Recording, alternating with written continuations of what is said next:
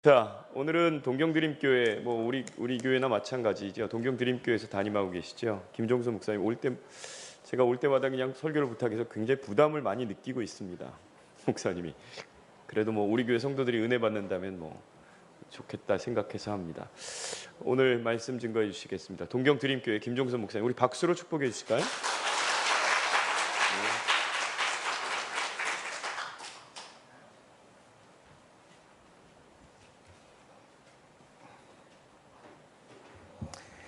반갑습니다. 건강하셨습니까?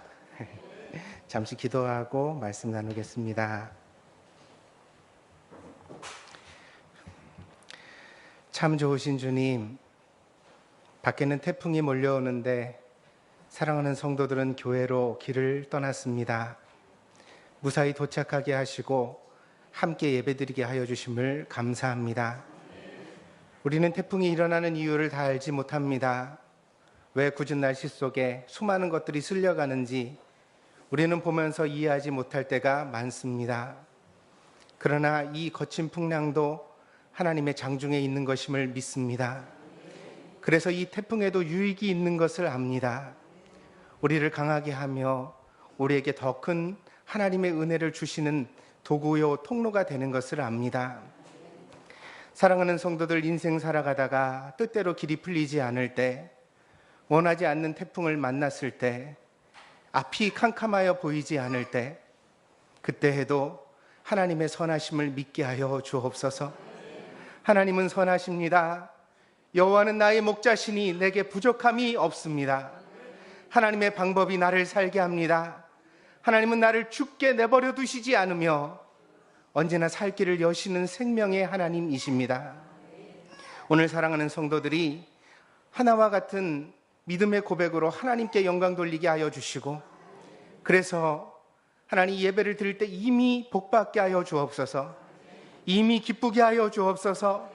이미 이 예배 가운데 그 어떤 근심도 염려도 없게 하여 주시고, 오직 살아계신 하나님을 바라봄으로 그 마음 가운데 하늘의 영광이 가득 차게 하여 주시옵소서. 오늘도 하나님의 귀한 말씀 가운데 은혜 주시기를 간절히 원하오며 모든 말씀 예수 그리스도의 이름으로 기도하였습니다. 네.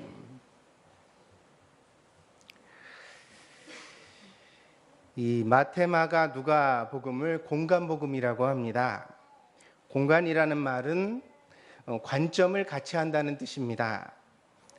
예수님께서 구주가 되신다는 사실을 설명하기 위하여 이 복음서가 쓰여졌다는 것을 보여줍니다.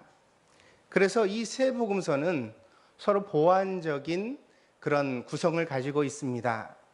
다시 말하면 마태복음만 봐서, 누가복음만 봐서, 마가복음만 봐서 예수님을 이해하려고 들면 안 된다는 것입니다. 이 세 가지가 함께 어우러져 조화롭게 될 때 우리는 예수님에 대하여 정말 잘 이해할 수 있는 그러한 지혜를 얻을 수가 있습니다.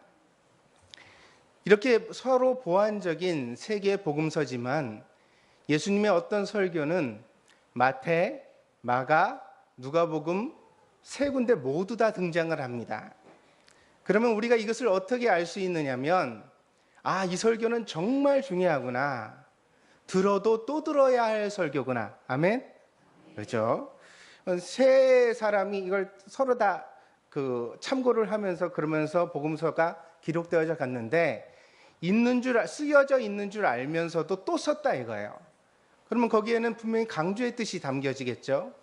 그래서 이 마태, 마가, 누가복음에 공통적으로 등장하는 부분들의 설교를 우리는 주의하지만 더 주의하여 볼 필요가 있습니다. 그 중에서도 이제 그런 설교 중에서 하나가 무엇이냐면 바늘귀의 설교입니다. 마태복음 19장 24절, 마가복음 10장 25절, 누가복음 18장 25절, 안 비춰주셔도 됩니다. 이게 등장을 하는데, 여기에 보면 어떤 한 부자가 예수님을 찾아왔습니다. 그래서 예수님께 구원의 길을 묻죠. 신실한 부자입니다. 보통 재산이 많고 지위가 높으면 구원 같은 거 관심도 없이 어떻게 세상을 즐길까 그렇게 살아가는데, 갑질이나 일삼는데 그렇지 않고 이 부자는 구원의 길을 고민했습니다. 내가 어떻게 이 생을 잘 살 것인가? 그리고 장차 하나님의 나라에 들어갈 수 있을 것인가? 예수님께 그 길을 물었더니 예수님 말씀하십니다. 율법에 뭐라고 나와 있느냐? 네가 하나님의 말씀을 읽었느냐? 그것을 다 지켜라. 그러자 이 사람이 말합니다. 나는 어려서부터 이 말씀을 귀히 여겼습니다. 이 말씀을 지키려고 노력하며 살아왔습니다. 예수님께서 이것을 칭찬하셨습니다. 그리고 그 사람에게 말씀을 하시는데, 그렇다면 이제 너는 너의 모든 소유를 팔아 가난한 자들에게 주고 나를 따르라 그러십니다. 이미 예수님을 따르는 모든 제자들에게 똑같은 초대가 주어졌습니다. 예수님 제자 중에 재산 가지고 지위 가지고 이전의 과거 가지고 예수님 쫓아간 사람 있습니까? 없습니까? 없습니다.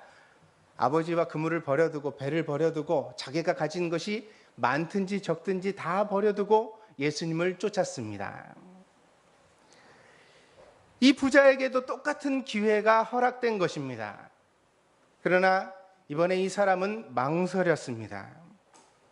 왜냐하면 그가 가진 소유가 많았기 때문입니다.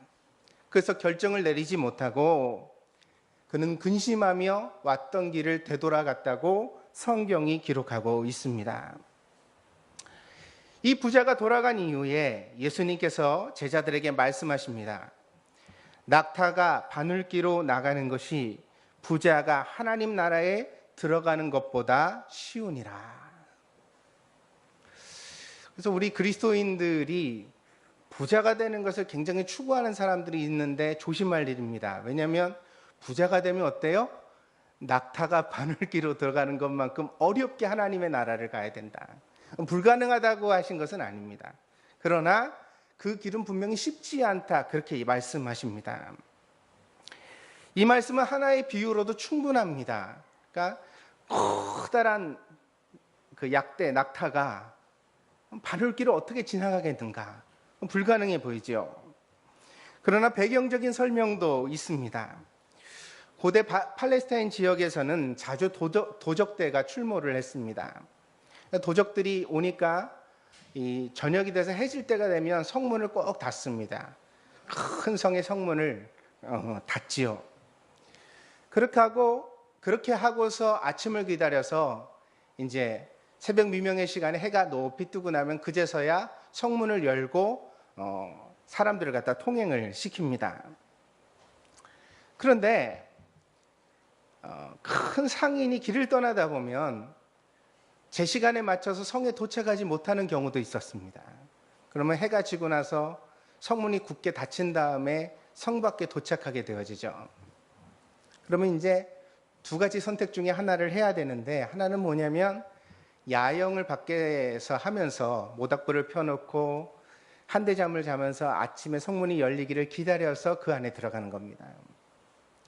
또 한 가지 선택이 있는데, 이 피치 못할 선택이죠. 그것은 뒤에서 도적대가 쫓아온다거나 아니면 오늘 날씨와 같이 태풍이 몰아치는 그런 날씨라고 한다면 밖에서 야영을 하다가 큰 피해를 입을 수도 있거든요. 그때는 어떻게 하느냐면 성문은 열어주지 않습니다. 이 낙타와 모든 짐을 가지고 조그만 쪽문을 지나서 성으로 들어가야 합니다. 그 문을 뭐라고 불렀냐면 바늘기라고 불렀다는 것입니다. 근데 이 바늘기가요, 고고학자들에 의하면은 성인 남자가 키 큰 사람은 고개를 들고 지나가지 못할 정도, 그러니까 성인 남자 한 사람에 서서 간신히 지나갈 만한 그런 높이의 문입니다. 그것도 두 사람이 간신히 지나갈까 말까한 그런 좁은 문입니다. 근데 이 좁은 문에 사람이 들어가는 것은, 뭐 물건을 다 두고 들어가는 것은 그리 어렵지 않았어요. 뭐가 어렵냐면 먼 길을 온 아라비아 상인들이 낙타를 데리고 들어가는 게 어려웠다는 거예요. 낙타가 큰 짐을 지고 있는데 그렇게는 들어갈 수가 없습니다. 그 짐을 모두 내려서 사람이 다 일일이 사람 손으로 날라서 성 안에 들어가야 되고, 그다음에 낙타는 꼭 어떻게 하냐면 무릎을 꿇립니다. 왜냐하면 낙타가 서서는 지나갈 수 없는 문이니까요. 무릎을 꿇려서, 강제로 꿇려서 이 낙타가 무릎으로 걸음을 걸어서 이 문을 통과해 들어가야 됐다는 거예요. 그래서 당시에 팔레스타인 사람에게는 굉장히 흔히 보는 실갱이의 장면이었어요. 뭐냐면 낙타가 무릎으로 걸으려고 하겠어요. 우리 집 강아지도 그렇게 잘 안 하는데, 낙타가, 그 키 큰 낙타가 그걸 주인이 줄을 잡아당겨가지고 강제로 주저앉히고 그걸 또 일어나지 못하게 누르면서 안으로 그걸 끌어들이려면 장정 서너 명이 달려들어가지고 막 한참을 실갱이를 해야 한 마리가 간신히 들어가는 거예요. 그것도 어떻게? 등에 지고 있는 모든 짐을 다 내리고서. 이 장면이 참 난감하다 이렇게 보였었는데, 예수님께서 하필이면 이 장면을 보시고 그래, 부자가 하나님 나라에 들어가려면 저렇게 애써야 돼. 저만큼은 고생을 해야 하나님 나라에 들어갈 수가 있어. 그렇게 말씀을 하셨다는 것입니다. 오늘 우리가 읽은 본문에서 예수님은 좁은 문으로 들어가기를 힘써라 말씀하십니다. 근데 본문에 등장하는 이 좁은 문이 바로 예수님이 이미 설교하셨던 바늘길을 연상시킵니다. 그래서 사람들이 알기에 정말 좁은 문이죠. 근데 그 문을 선택하여 들어가는 겁니다. 구원이라는 주제, 하나님 앞에 구원을 받는다는 것이 결코 간단하거나 쉬운 문제가 아니라는 것. 오늘 21세기를 살아가는 우리들은 너무 쉽게 구원받으려고 하고 있지는 않은가. 그러니까 주일날 예배 한번 참석하는 간단한 종교생활로 천국 들어가는 입장권을 손에 얻었다고 생각하면서 살아가고 있지는 않은가. 심지어는 부자가 되려는 욕망과 천국을 가려는 욕망을 동시에 지닌, 둘 중에 우위가 있어야 되거든요. 그러니까 1번과 2번이 잘 순서가 정해져야 돼요. 그래서 나는 천국을 가기 위해서는 부자가 안 돼도 좋다. 아멘? 근데 나는 부자가 된다면 천국에 안 가도 좋다. 이런 사람들이 많으니까. 제가 실제로 전도사 시절에 어떤 권사님이 철야를 하고 같이 나오는데, 제가 차로 이제 전도사 때니까 차로 집에다 모셔다 드렸거든요. 그 권사님이 웃으면서 그런 얘기를 하더라고요.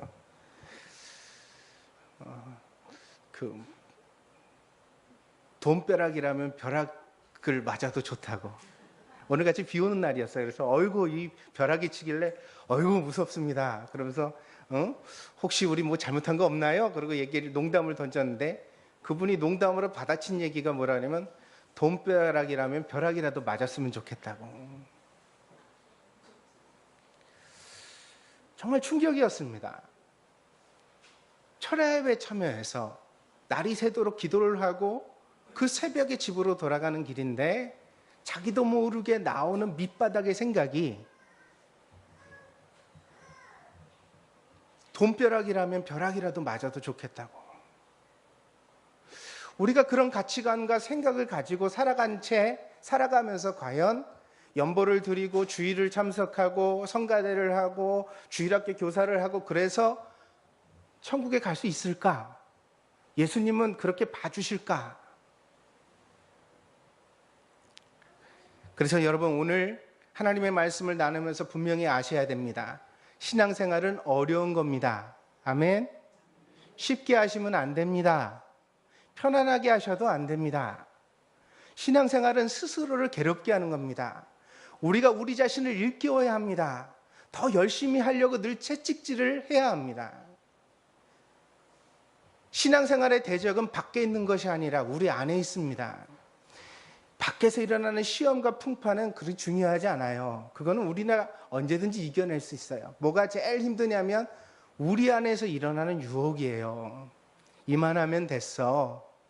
남들만큼만 하자. 그래도 다른 사람에 비하여 너는 꽤 훌륭해. 근데 그런 생각을 우리가 품는 순간 예수 그리스도와 우리의 은혜의 관계는 금이 가고 그 줄은 끊어지기 시작한다는 것입니다. 그래서 우리는 정말 간절한 마음으로 예수님을 붙들어야 되는 줄 믿습니다. 만족하지 말자는 거예요. 자만하지 말자는 거예요. 미국의 심리학자인 엔젤라 더크워스라는 분이 있습니다. 그녀는 어려서부터 아버지에게 이상한 말을 들으며 자랐습니다. 아버지가 딸에게 뭐라고 말을 했냐면요. 너는 내 딸이기는 하지만 머리가 나쁘니 성공하기 힘들 거다. 이게 부모가 자식한테 해줄 말이에요. 근데 이 아버지가 맨날 야, 앞만 봐도 너는 내 딸이긴 한데 머리가 나빠. 그래, 너 아마 잘 되기는 힘들 거다. 그냥 밥만 먹고 살면 되겠다.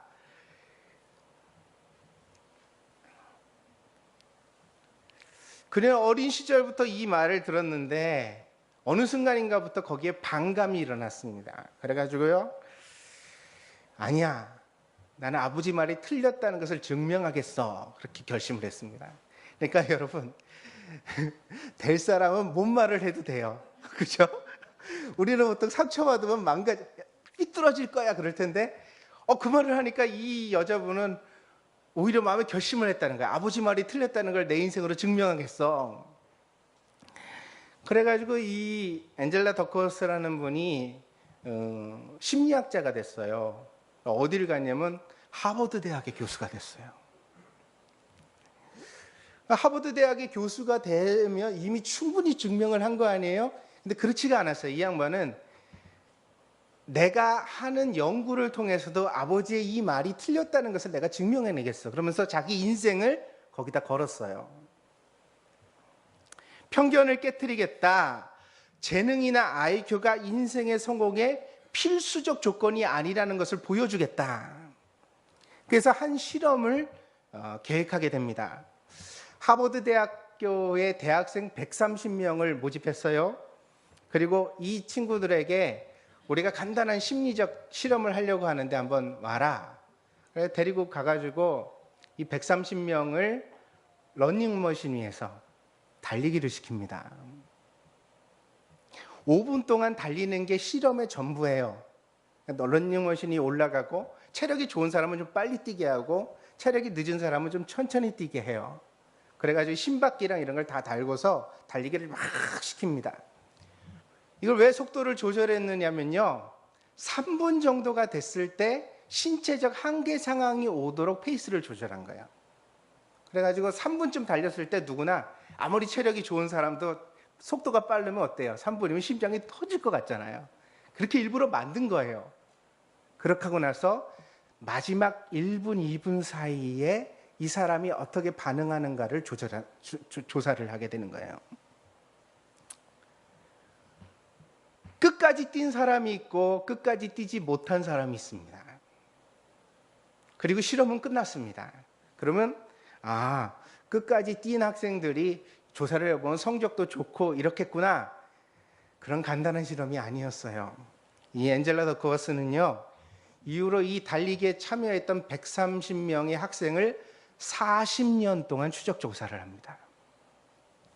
그때 성적이 문제가 아니라 이후에 취업하는 거, 직업을 가지는 거, 가정을 꾸리는 거, 살아가는 거. 40년 후에 그 130명을 다시 모아놓고요, 자기 인생에 대한 만족도를 평가하도록 만들었어요.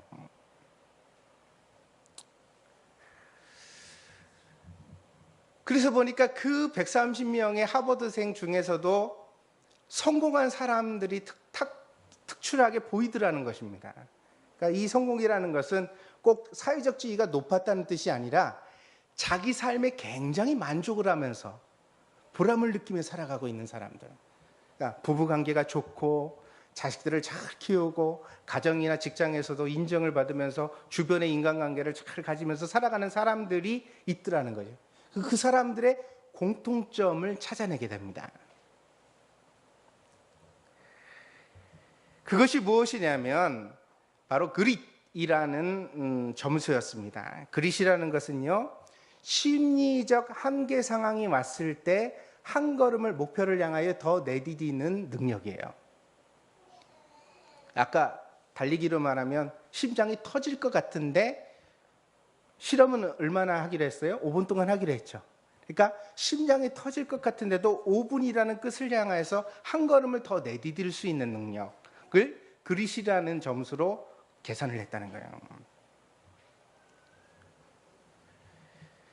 이 목표 지향성이 인생 가운데서 성공한 사람들에게 공통적으로 나타났습니다. 결국 한계 속에서도 한 발자국을 더 내딛고자 하는 사람들, 그러니까 자기의 한계를 넘어서려고 하는 사람들이 인생 가운데서 좋은 결과를 얻게 되더라는 것입니다. 앤젤라 더크워스는 이 130명의 학생들로 자기 실험의 한계를 삼지는 않았습니다. 이후에도요, 똑같은 실험을 디자인해가지고 다른 곳에서 실험을 계속했습니다. 미국 육군 사관학교 생도들을 대상으로 했고요. 그 다음에 학교 초임 교사들, 막 학교에 이제 부임하는 새 교사들을 대상으로 또 같은 실험을 했고요. 그리고 또 세일즈맨을 대상으로도 실험을 했어요. 그런데 이 모든 종류의 직업과 군집 속에서 역시 40년 후에 성공적 인생을 산 사람들에게 공통적으로 보여지는 특징은 IQ가 아니라, 재능이 아니라 그릿이라는 것입니다. 그래서 우리나라에도 책이 소개됐습니다.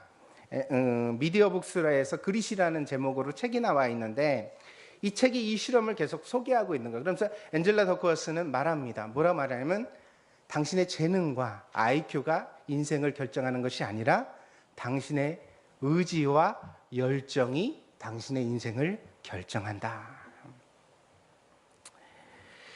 예수님께서는 본문에서 그리스도의 제자들에게 요구되는 두 가지 특성을 말씀하셨습니다. 첫 번째는요, 바른 선택이에요. 그것은 하나님의 구원을 원하는 사람들은 평범한 선택을 해서는 안 된다. 좁은 문을 선택해라. 여러분 앞에 인생의 결정이 딱 있을 때 여러분들은 고생이 되더라도 의미 있는 길을 가십니까? 아니면은 손쉬운 길을 가십니까?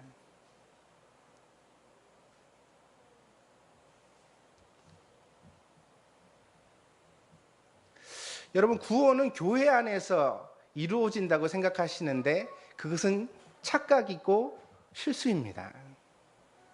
구원은요, 교회 안에서 이루어지는 것이 아니라 교회 안에서 시작되는 줄 믿습니다. 그건 무슨 얘기냐면, 교회 안에서 우리가 신앙적 훈련을 잘 받은 다음에 세상에 나가 살아갈 때, 아까 제가 예로 들었던 권사님처럼 그냥 우리의 일상 속에서 나오는 언어, 선택이 사실은 그 신앙을 결정하는 거예요. 정말 신앙이 좋은 사람은 교회 안에서 기도를 유창하게 하는 사람이 아니라 일상을 살아가는 삶의 자리에서 하나님의 말씀대로 결정할 줄 아는 사람, 믿습니까? 좁은 문을 스스로 선택하는 사람이라는 거예요. 이게 내가 고생되는 길인 줄 알아요. 이게 내가 볼 때 더 힘든 길인 걸 알아요. 그러나 하나님의 말씀에 부합한다면 그 길을 일부러 가고자 고생의 길을 사서 하는 사람, 자기 의지로 그 길을 결정 내릴 줄 아는 사람, 그 사람이 바로 구원의 길을 가는 사람이라고 할 수 있습니다. 우리가 흔히 다른 사람의 실수를 너그럽게 말할 때 인간적으로 이해가 간다고 말합니다. 사람은 누구나 이기적인 마음이 있기 때문에 좀 속 좁은 결정을 하더라도, 좀 이기적인 생각을 하더라도 이해될 수 있는 여지가 많지요. 남은 이렇게 이해해 주는 게 좋습니다. 그러나 자기를 너무 많이 이해해 주면 안 됩니다. 왜냐하면 내 자신이 나쁜 버릇이 들기 때문이에요. 앤젤라 더크워스의 실험을 예로 든 것은, 왜냐하면 여러분, 러닝머신에서 5분 뛰는 게 인생을 결정할 수 있을까? 그건 아니거든요. 그건 아니에요. 이 실험이 완벽한 그런 실험이라고 말할 수가 없어요. 왜냐하면 달리기를 특별히 못하는 사람이라서 러닝머신 위에서는 포기를 했지만 자기 인생의 길에서는 포기하지 않고 끝까지 간 사람도 있을 수 있으니까요. 그러나 중요한 것은 대부분의 퍼센트로 봤을 때 이런 사람들이 성공을 이루었다는 거죠. 그 얘기는 바꿔 말하면 러닝머신 위에서도 포기하는 사람은 다른 것도 포기하기가 쉽다는 거예요. 그래서 인생의 성패를 결정하는 것은 사소한 것이라고 저는 주장합니다. 저희 교회에서요, 그 아이들을 볼 때마다 늘 얘기를 하는 게 있어요. 어른들한테 꼭 고개를 숙여서 인사를 해라. 우리 장자교회 어린이들은 인사를 잘 합니까? 예. 오늘도 들어오다 보니까 어린아이가 이제 목사님한테 인사를 시키는 걸 봤는데, 아이들은요, 처음에는 서먹해서 인사를 잘 안 해줄 것 같고, 지금 중학교 2학년짜리 아이가 하나 있는데, 제가 얘기를 드렸었죠. 심장 수술을 어려서 크게 받아가지고 거의 죽다 살아남은 녀석이 하나 있어요. 제가 정말 기도로 같이 키웠는데, 그놈이 저를 보면 이렇게 인사를 해요. 안녕하세요. 고개 숙이는 게 아니라 고개가 들려요. 안녕하세요. 이렇게. 심지어는 제가 일부러 인사를 가르치려고 안녕하세요. 이렇게 인사를 하면 저를 쳐다보고 그냥 가요. 그래서 제가 농담으로 이 목사 인사를 씹는 교인은 우리 교회 쟤밖에 없다고 얘기를 하는데, 아이들이 그걸 잘 못하죠. 못합니다. 나이 먹으면 서먹해서 못하고, 어려서는 또 민망해서 인사하는 게 부끄러워서 못할 수도 있고 그래요. 그러나 어른은 가르쳐야 할 줄 믿습니다. 100번이면 100번 자꾸 해서 가르쳐야죠. 못하는 줄 알아요. 너무 나무라지는 마시고. 어떤 어른들은 애가 인사 안 한다고 막 화를 내시는 분이 있어요. 막 눈을 부라리면서 큰 소리를 높여서 인사도 안 하고 말이야 막 이러는데, 아유, 애들 다 인사 안 해요. 그럼 뭐 그렇게 화를 내세요, 주일날 아침부터. 그게 화내면 예수님이 좋아하시겠어요? 아니죠? 너그럽게 이해하셔야 될 줄 믿습니다. 그러나 안 하더라도 가르치는 건 가르쳐야 돼요. 아이를 가르치는 승패는요, 어른의 끈기에 달려 있는 거예요. 목소리의 높음에 달려 있는 게 아니라. 한 번 가르쳐서 못하면 2번 하면 돼요. 2번 해서 안 되면 3번 하면 돼요. 언제까지? 할 때까지. 이게 어른이 가진 끈기의 능력이에요. 그거를 애를 욱박질러서 겁줘서 무섭게 해서 듣게 하려고 하면 돼요, 안 돼요? 안 돼요. 그런 어른들 장자교회는 없으시기 바랍니다. 끝까지 말하세요. 야, 인사해야지. 저도 끝까지 가르치고 있습니다. 그냥 볼 때마다 인사해야지. 인사해야 좋은 사람 된다. 제가 이 얘기를 왜 드리느냐면, 그릿지수라는 사소한 달리기의 성패가 인생의 성공을 결정할 수 있다면, 우리의 일상생활에서 아이들에게 가르쳐야 될 많은 부분이 그 사소함에 있다는 거예요. 인사 잘하는 것, 밥 깨끗하게 먹는 것, 아멘.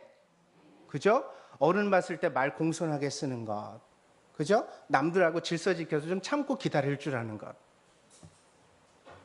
근데 자꾸 부모들이 뭐만 생각하냐면 IQ 좋은 것만 생각해요. 학원 보내서 점수 많이 나오는 거. 그러나 인생에는 누구나 위기가 찾아옵니다. 그 위기를 돌파해야 우리는 비로소 원하는 것을 얻을 수 있습니다. 그렇다면 우리는 사소한 것으로부터 자기 개조를 시작해 가야 합니다. 그래서 신앙생활에서도 저는 그렇게 생각합니다. 여러분의 사소한 일들이 굉장히 중요합니다. 아침에 눈 뜨자마자 기도부터 하느냐, 말씀부터 펴느냐, 아니면 물부터 마시고 볼일부터 보느냐, 그죠? 그 사소한 습관이 우리를 어떻게 해요? 그리스도께 다가가게도 하고 멀어지게도 만든다는 거예요. 어떤 분들은 식기도를 굉장히 간단하게 생각을 하세요. 그래서 보면은 식기도를 번개 식기도, 눈 감았다 뜨면 식기도를 했대, 자기는. 왜냐하면 자주 하는 기도라 자기가 길게 기도하면 예수님이 지겨워하신다고. 예수님도 볼일 보셔야 되는데 내가 식기도를 길게 하면 예수님이 신경 쓰이지 않겠냐고. 그러나 식기도의 관건은 기도의 길이가 사실은 아니죠. 뭐예요? 감사해야 하는 마음이잖아요. 밥 한 그릇을 앞에 놓고 우리가 진짜 감사할 줄 아느냐. 내 마음에서 감사한 마음이 안 우러나면 식기도를 30분도 하셔야 돼요. 그게 회복돼야죠. 맨날 보자마자 감사한 분은 간단하게 하셔도 되고. 근데 그 사소함의 회복이야말로 우리를 하나님과의 관계에서 신앙적으로 깊어지게 만들어갈 수 있다는 것입니다. 그러므로 여러분, 우리의 삶 가운데서 자기를 향하여 너무 너그럽지 마십시오. 그리고 자기를 신앙적으로 바꾸어 가려는 노력을 게을리하지 마십시오. 늘 좁은 문으로 들어가는 것을 선택해 가야 합니다. 두 번째로 예수님은 제자도에 있어서 두 번째 원칙을 말씀하시는데 그것은 노력입니다. 예수님은 오늘 좁은 문으로 들어가기를 뭐라고요? 힘쓰라 그러셔요. 아니 간단하게 갈 수 있으면 그냥 들어가라 그러시면 될 거 아니에요? 근데 들어가기를 힘쓰라 그래요. 그래서 오늘 본문의 말씀이 바늘길을 생각나게 한다는 거예요. 그 들어가는 과정이 힘들 것이다. 어려울 것이다. 맞아요. 예수님은 우리의 체질을 너무 잘 아십니다. 왜요? 우리는 누구나 다 쉬운 길로 가기를 좋아하거든요. 넓은 문으로 들어가는 게 우리가 원하는 바예요. 여러분 장사를 시작하죠? 잘 되기를 바래요? 간신히 먹고 살기를 바래요? 잘 돼가지고 그냥 펑펑펑 돈이 물질이 들어오면 좋겠다고 생각을 하면서 문을 열죠.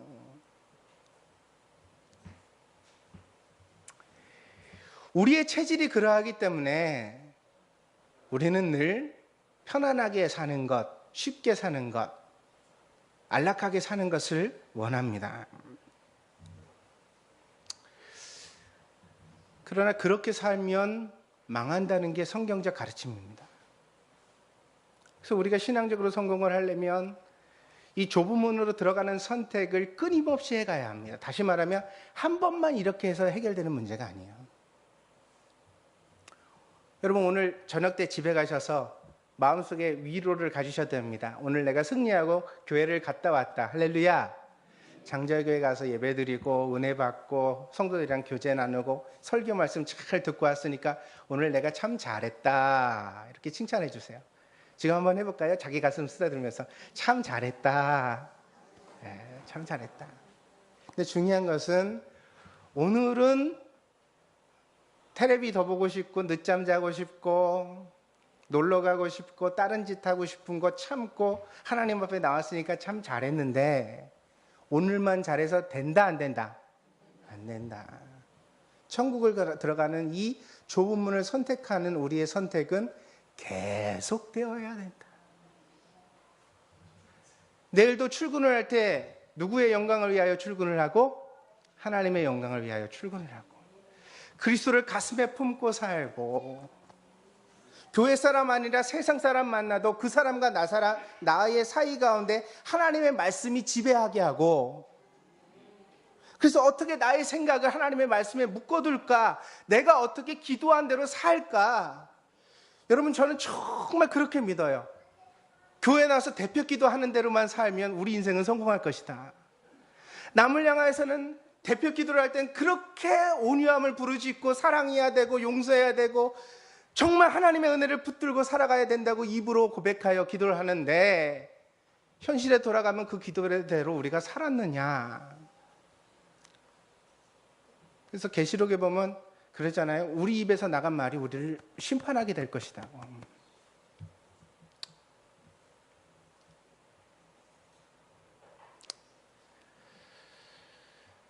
어린 시절 방학이면 생활계획표를 짰습니다. 이 계획표라는 것이 10분, 30분 단위로 일정을 정합니다. 그래서 7시 반에 7시에 일어나서 뭐 30분 동안 아침 운동을 하고 30분 밥을 먹고 그 다음에 안 하던 아침 공부를 2시간 하고 올 여름에는 영어를 꼭 띄고 말 거야. 수학을 갖다가 내가 꼭 잘하게 만들고 말 거야. 그렇게 계획표를 잡죠. 그리고 의지가 있는 아이들은 그 계획표를 실천하기도 합니다. 며칠? 3일. 3일 하는 아이들은 대단한 거예요. 걔네들은 그래도 뭔가 좀 이룰 만한 가능성이 보이는 떡잎이죠. 보통 계획표는 계획표대로 만들고 그 다음 날부터 아침에 일어나 보니까 이미 7시가 아니라 9시더라. 오늘 늦게 일어났네. 내일부터 잘 일어나야지. 그 다음 날은 일어나니까 10시더라. 뻔하죠? 12시가 돼도 안 자요. 계속 게임하고 텔레비 보고 뭐 인터넷 하고 뭐 그래요. 그러면서 잘 때 보면 계획표대로 한다고. 그럴 리가 없어요.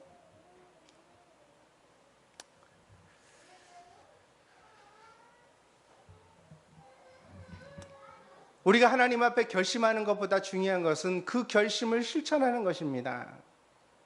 내가 의도한 대로 나의 인생을 만들어가야 합니다. 여러분이 원하는 집사는 어떤 모습인가요? 여러분이 원하는 권사님은 어떤 모습인가요? 권사님들 권사 안수 처음 받을 때 떨리는 그 감동과 눈물 속에서 하나님 앞에 다짐했던 것 잊지 않고 계십니까? 집사님들 그 마음속에 내가 집사라고? 어떻게 내가 이렇게 됐지? 내가 이제는 교회에 큰 역할을 감당하는 내가 일꾼이 돼야 될 텐데, 패는 끼치지 말아야 될 텐데, 목회 방해꾼은 되지 말아야 될 텐데. 좋습니다. 그 감동 아름다운 겁니다. 근데 그 감동이 지금 여러분의 삶을 지배하고 있습니까?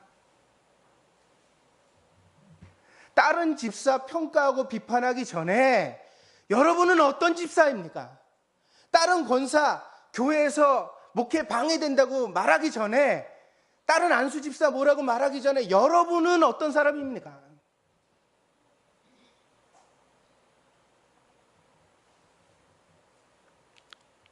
우리는 이기심을 버려야 합니다. 예수님의 제자답게 살아야 합니다.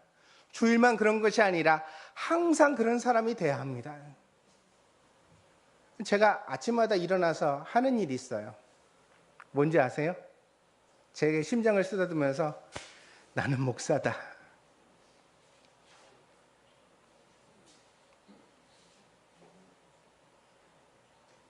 나는 목사다.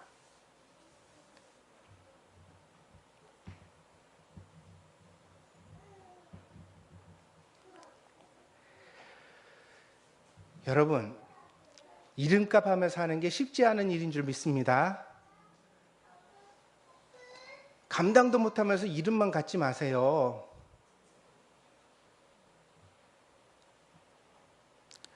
수없이 많은 유혹과 실패가 반복될 것입니다. 그러나 우리는 일어나야 합니다.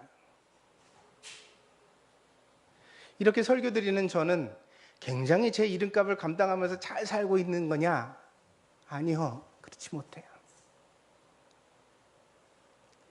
제가 어제까지 목사답지 못했기 때문에 오늘 나는 목사라고 다시 일깨우는 거예요.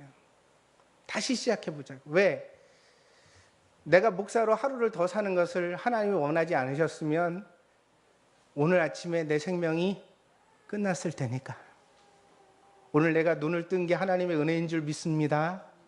다윗은 밤마다 내 심장이 나를 교훈하도다 그랬거든요. 여러분 심장에 손을 얹고 생각해 보세요. 여러분 생명이 정말 여러분 거예요?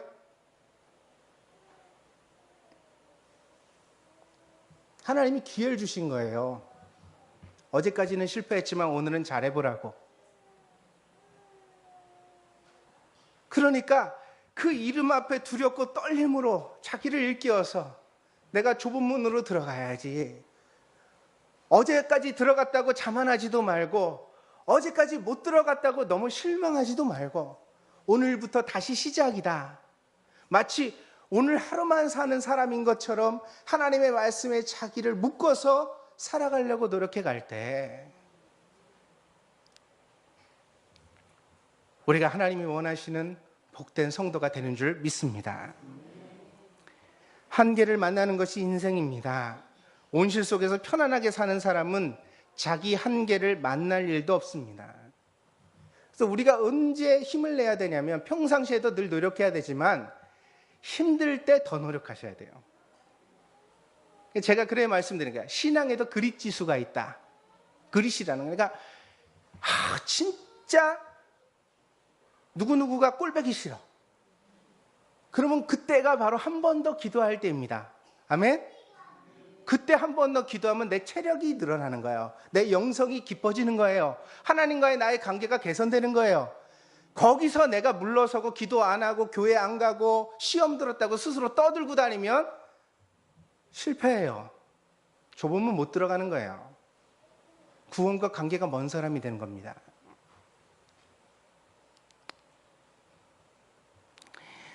맹자에는 이런 구절이 있습니다.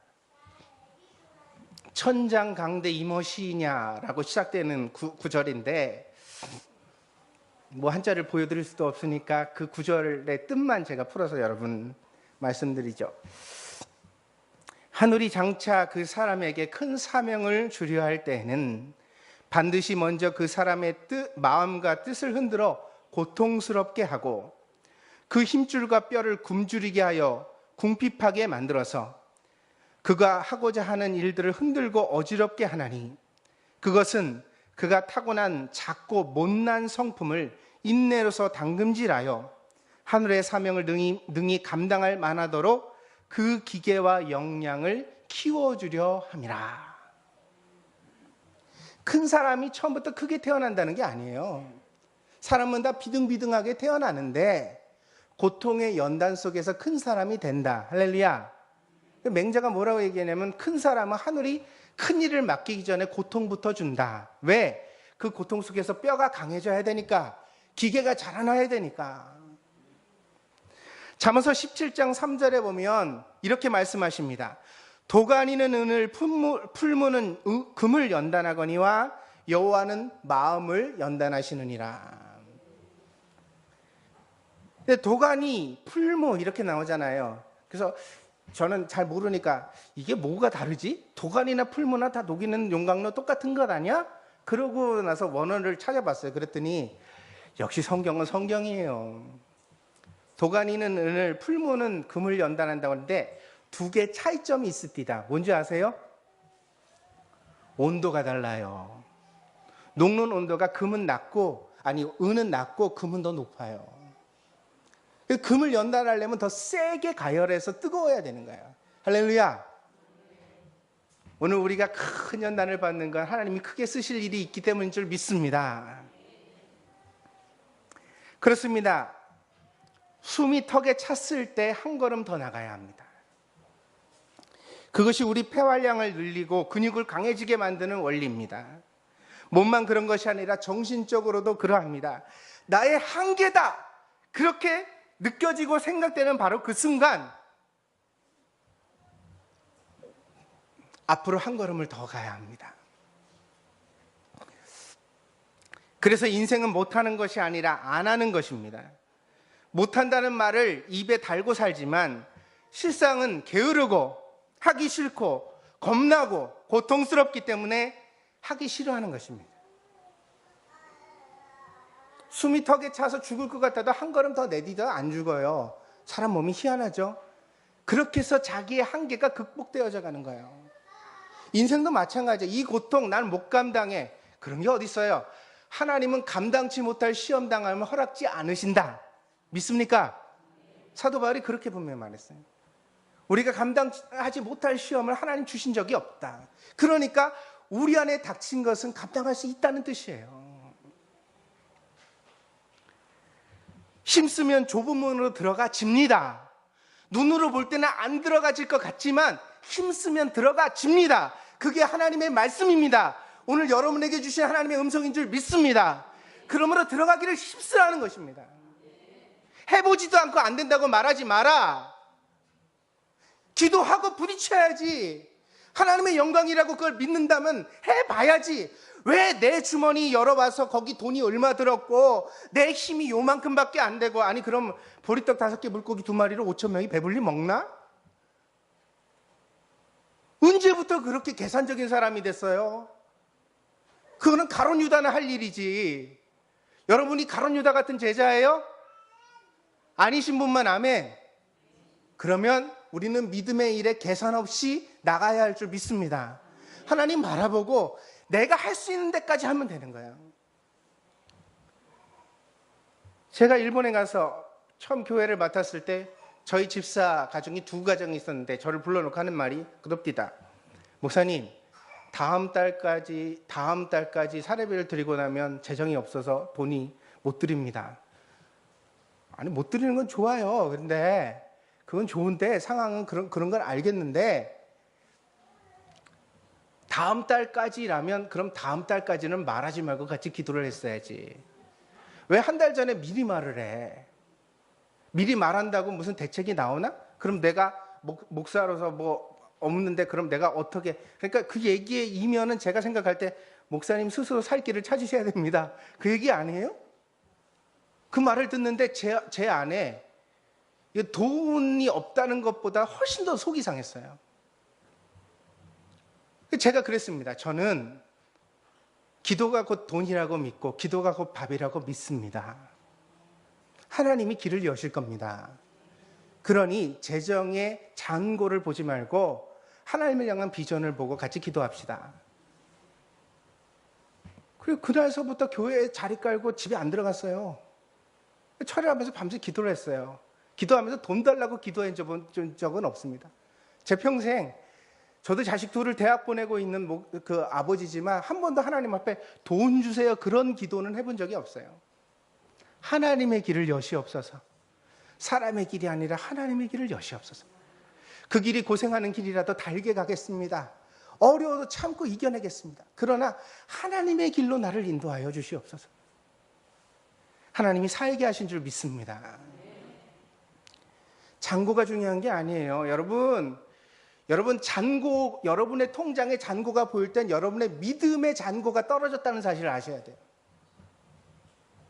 떨어진 건 돈이 아니야, 믿음이지. 믿습니까? 사람들이 막 보여요. 그러면서 누가 반대하고 누가 그거 못난 짓 하고 누가 어떻고 그래서 이 일은 안 될까 그렇게 생각이 들면 환경이 그게 꼬인 게 아니에요. 뭐가 꼬였어요? 내 믿음이 꼬였어요.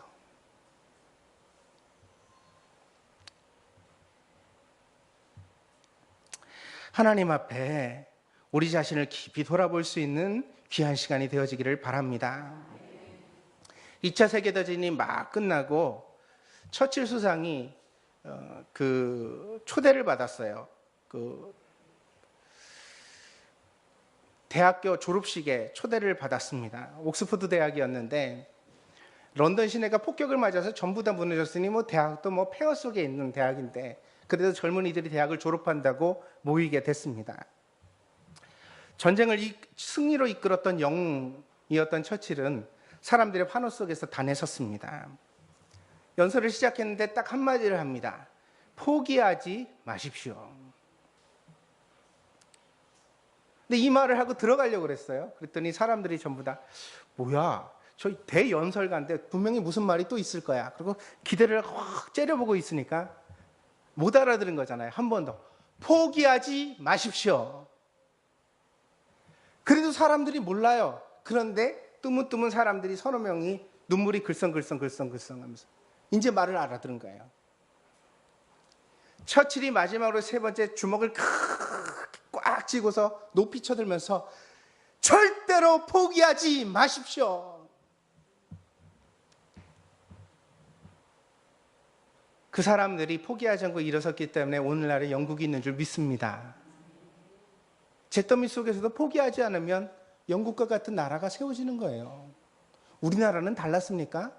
6.25 동란 끝나고 우리나라에 뭐 남은 게 있었어요? 36년 일제 수탈당하고 그나마 전쟁의 폐해 속에 모든 거 다 빼앗긴 세상의 거지 중에 가장 상거지들이 모여있던 나라. 미군 트럭이 지나가면 기브미 껌, 기브미 초콜릿. 초콜릿도 아니죠, 그때는. 초콜릿. 그죠? 그렇게 얻어먹고 살아야 했던, 저희 할아버지 늘 하시는 말씀이 있거든요. 참외 장사가 길거리에서 참외를 팔면 그 껍데기를 얻어먹겠다고 가가지고 참외 자르는 순간 그 껍질을 붙들었대요. 먼저 잡는 애가 그 껍질 먹을 수 있는 자격이 줘서. 그랬던 나라가 오늘 이렇게 됐습니다. 할렐루야. 왜 그래요? 포기하지 않았기 때문에. 하나님은 포기하지 않는 자에게 은혜를 주실 하나님인 줄 믿습니다. 신앙도 마찬가지입니다. 우리는 물러서지 말아야 합니다. 신락 같은 희망만 있어도 붙들어야 합니다. 손바닥만한 구름이라도 볼 수 있다면 우리는 그것을 믿어야 합니다. 붙들어야 합니다. 기도해야 합니다. 그럴 때 그 가운데서 하나님의 역사, 은혜가 나타나게 되는 줄 믿습니다. 그러므로 오늘 예수님의 말씀을 여러분에게 증거합니다. 좁은 문으로 들어가기를 힘쓰십시오. 항상 힘쓰십시오. 최선을 다해 사십시오. 과거에 여러분이 교회를 몇 개 세웠고 어떤 엄청난 일을 했고 그거 중요하지 않습니다. 남은 세월 제대로 살아내지 못하면 옛날에 열심히 잘했던 게 다 수포로 돌아가는 줄 믿습니다. 그러므로 지금부터 잘하셔야 됩니다. 앞으로 더 잘하셔야 됩니다. 시간이 지날수록 더 훌륭한 그리스도인이 되셔야 합니다. 그것을 위하여 앞으로 달려가십시오. 앞에 있는 표대만 향하여 앞으로 나아가십시오. 여러분이 스스로 불평하고자 할 때, 여러분 앞에 원망이 일어날 때 과연 내가 원한 그리스도인이 이런 모습일까? 내가 꿈에 그리던 그리스도인은 과연 어떤 모습일까? 되돌아보면서 자기를 채찍질하십시오. 그럴 때 하나님이 여러분을 통하여 그 인생을 아름답게 하시고 여러분의 교회를 풍성하게 해주실 줄 믿습니다. 오늘 이 말씀이 하나님의 은혜로 여러분과 여러분의 삶에 꼽히기를 축복드립니다. 기도하겠습니다. 우리는 힘들면 주저앉고 싶습니다. 우리는 앞이 막혀 캄캄하면 포기하고 싶습니다. 풍랑 속에 혼자 남았다고 생각될 때 우리는 요나처럼 나를 들어 바다에 던져라 자포자기하고 맙니다. 그러나 하나님은 우리에게 말씀하십니다. 아직은 끝이 아니다. 내가 끝났다고 말할 때까지 끝이 아니다. 내가 너에게 생명을 주었고 너의 인생을 붙들고 있는 한 아직은 끝이 아니라 말씀하십니다. 주님, 오늘 주님의 음성을 분명히 듣게 하여 주옵소서. 우리에게 주어진 기회를 붙들게 하여 주옵소서. 포기하지 않고 앞으로 나아가게 하여 주옵소서. 우리 앞에 다가오는 숱한 선택의 기로 가운데서 좁은 문으로 들어가기를 힘쓰는 저희들 되게 하여 주옵소서. 어려운 길을 사서갈 수 있는 신앙인 되게 하여 주시옵소서. 하나님의 영광을 위하여, 하나님의 기쁨이 되기 위하여 그런 선택을 스스로 할 수 있는 한 사람의 그리스도인이 될 수 있도록 우리를 이끌어 주시옵소서. 사랑하는 장자교회를 위하여 축복합니다. 사랑하는 성도들, 이 장자교회에 와서 말씀의 꼴을 먹는 성도들마다 하나님의 구원에서 타락함이 없게 하여 주시고 물러섬이 없게 하여 주시고 온전히 함께 서로 격려하며 좁은 문으로 들어가기를 힘써서 마침내 구원의 길에 다 이르는 복된 성도 되게 하여 주시옵소서. 하나님께서 붙들어 주실 줄 믿습니다. 감사드리며 예수님의 이름으로 기도하였습니다. 아멘. 귀한 은혜 받으신 줄 믿습니다. 옆 사람한테 인사합시다.